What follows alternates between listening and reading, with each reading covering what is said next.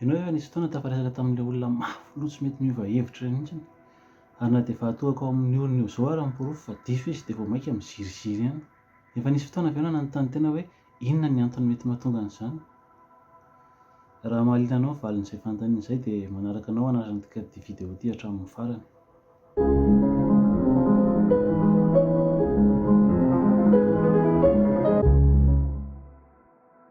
Rehefa nikarika nandritra ny fotoana maromaro aho dia nahita hoe marobe ny zavatra sy ny antony mahatonga ny olona tsy mety miova hevitra, na dia efa mitohaka amin'ny tendany zao ary miporofo fa diso izy. Saingy androany dia antony anankiroa ihany no velabelarintsika momba an'izay satria manjary lava loatra ilay vidéo. Ny antony voalohany dia ilay antsoina hoe biais de confirmation. Rehefa ny olona no manomboka mino zavatra anankiray ary ekeny fa marina izay dia tsy mitady intsony izy afa-tsy zavatra manamarina izay zavatra eritreretiny izay. Ka izay zavatra rehetrarehetra mifanohitra amin'izay heveriny izay dia na lavo ny tsotro izao, na tsy ekeny, na diso fotsiny tsotro izao aminy. Mba tena hafa-zava tsara n'izay atao hoe biais de confirmation izay dia aka ohatra anankiray ahako mba sady hampiasa sainanao no fampiarana. Tsy araka ny baiboly mihitsy izany fiarahan'ny lahy sy ny vavy sy ny vavy izany. Tena diso izany ao anatrehan'Andriamanitra. Dia rehefa manomboka manaiky an'izay ny olona ary izay no raisiny fa marina dia tsy mitady afa-tsy izay manamarina an'izay ihany izy, fa tsy mety mametra-panontaniana hoe inona ny mety argument na porofo na fait mety mahadiso ahy ka hampiova hevitra ahy. Fa tonga dia diso ny fiarahan'ny lahy sy ny vavy satria tsy araka ny baiboly. Nefa araka ny siansa, ny fiarahan'ny lahy sy ny lahy, vavy sy ny vavy dia zavatra hita ao anaty natiora, izany hoe naturel izany, na hoe natoraly hozy isika raha atao teny gasy. Dia manomboka misy biais de confirmation ianao zao fa tsapako hoe diso ahoana ny hamarina an'izany. Satria ianao tsy mety ino intsony izay zavatra teneniko satria efa nanomboka naika ianao fa izay zavatra lazain'ny baiboly no marina, ka izay zavatra rehetrarehetra contredire-ny zavatra teneninao eritreretinao izay dia raisinao fa ho diso daholo. Biais de confirmation. Araka ny siansa dia zavatra hita ao anatin'ny natiora ny fiarahan'ny lahy sy ny lahy ary ny vavy sy ny vavy, zavatra naturel. Tsy miteny akory hoe naturel dia tsara na ratsy, tsy mbola miditra any amin'izany tsika fa hoe zavatra hita eo na any amin'ny biby izany. Satria mantsy mieritreritra hoe ny olona ihany no misy an'izany lahy sy vavy izany. Na any amin'ny biby koa ary misy an'izany. Ary apetrako amin'ny description ao ny lien raha te hahafantatra kokoa ianao. Fa ny tena important dia hoe tratran'ny biais de confirmation ianao aloha izao voalohany indrindra. Tsy mety manaiky hevitra hafa ankoatran'izay hevitra efa nieritreretinao sy ho marina. Ny antony iray manaraka mahatonga ny olona tsy mety miova hevitra mihitsy, na dia efa porofo mitohaka amin'ny tendany zao ary fa diso izy, dia ilay antsoin'ny psychologie sociale hoe dissonance cognitive. Teoria novolavolain'i Leo Festinger tamin'ny taona 500 mba entina indrindra nazavana an'izay antony izay hoe fa maninona ny olona no tsy miova hevitra na dia efa voaporofo ary fa diso. Raha adika tsotsotra sy tena atao faran'izay maika ny teny ilay hoe dissonance cognitive amin'ny teny gasy dia mety hoe azo adika hoe tsy mety mino ny saiko hoe izay no tena izy na hoe izay no marina. Ary mba hampazavanao kokoa an'ilay izy dia aka ohatra indray tsika. Tany amin'ny taona 2000 tany nisy pasitera antsoina hoe Mayol nilaza fa nahazo faminaniana avy amin'Andriamanitra hono izy ka izy no lasa filoham-pirenena. Tonga tokoa ilay fotoana izany hoe ilay taona nolazainy fa ho lasa filoham-pirenena azy tapitra ihany ilay fotoana, tsy lasa filoham-pirenena ihany izy. Dia rehefa nanontania izy fa ohatran'ny tao tsy tanteraka ilay faminanianao dia hoe ny faminaniana marina fa izany tsy nahay ni-interpréter tsara an'ilay faminaniana fa mbola misy taona maromaro ka izay vao tonga ilay izy. Dia nanome daty indray izy dia tonga ilay daty, izany hoe tonga ilay taona tapitra ihany, tsy lasa filoham-pirenena ihany izy. Zavatra anankiroa no azo tsoahana amin'izay. Voalohany indrindra dia tsy misy ilay Andriamanitra lazainy fa hoe manome faminaniana azy io aloha. Ary ny faharoa manarakarak'izay, izany hoe ny conséquence zany, tsy mpaminany koa io rangahy io fa mpandainga sady mpamitaka. Manoloana an'izany zavatra rehetrarehetra izany nefa dia mbola marobe ihany ny olona mino sy manaraka azy.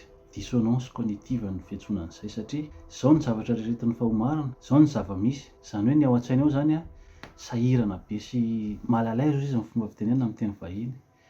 Dia tsy mety izy afa-tsy ny hoe marina ny tenenin'io pasitera io fa